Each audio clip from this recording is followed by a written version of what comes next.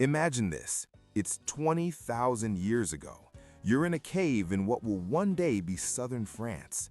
Outside, it's minus 30 Celsius, no central heating, no insulated sleeping bags. And yet, you survived the night.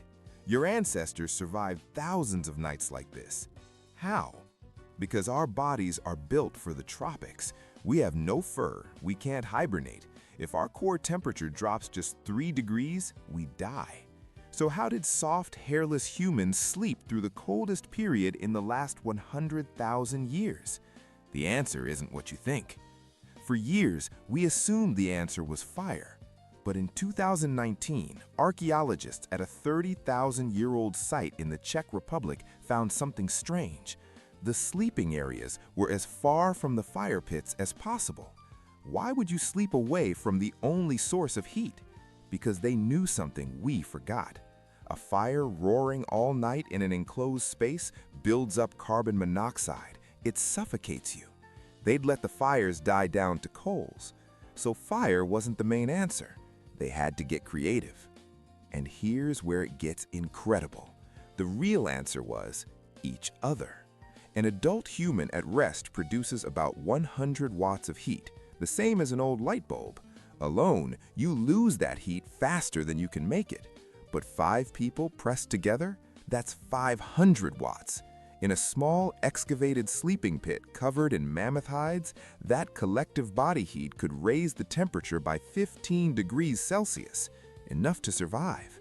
But it was more strategic than just a pile of people. Skeletal analysis shows they arranged themselves like a human insulation system. The elderly and the very young, the most vulnerable, were placed in the middle. The strongest adults slept on the outside, taking the brunt of the cold. Pregnant and nursing mothers were kept in the warm center, because if a mother got too cold, her milk production would stop and her infant would die.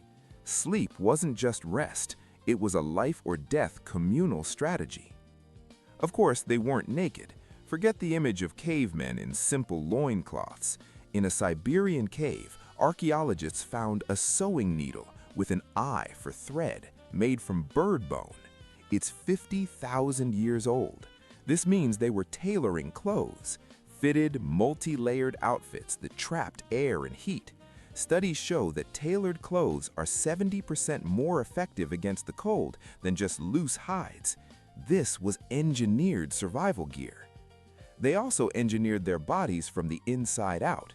Their diet was almost entirely fat and protein from mammoth and reindeer.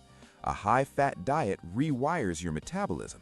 Instead of storing energy, your body becomes incredibly efficient at burning fat for pure heat.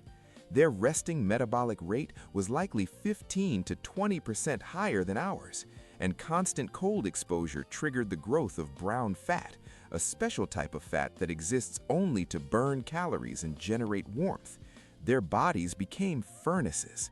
Their shelters were just as brilliant, dug partially underground below the frost line, a small entrance facing away from the wind, often with a baffle to block drafts. The sleeping platform at the back, sometimes slightly raised, with insulation of dried grass and moss packed into the walls. Some even had double walls with an air gap, the same principle we use for insulation today. So, how did they sleep through the Ice Age? With everything they had. They used strategic fire, engineered clothing, high-tech shelters, and bodies adapted to burn fat for fuel. But most of all, they used each other.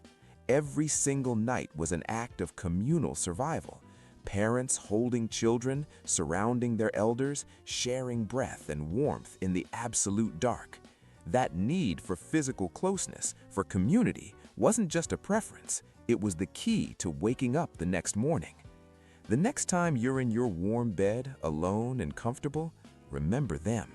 We are here because in the coldest nights imaginable, our ancestors knew that the only way to survive was together.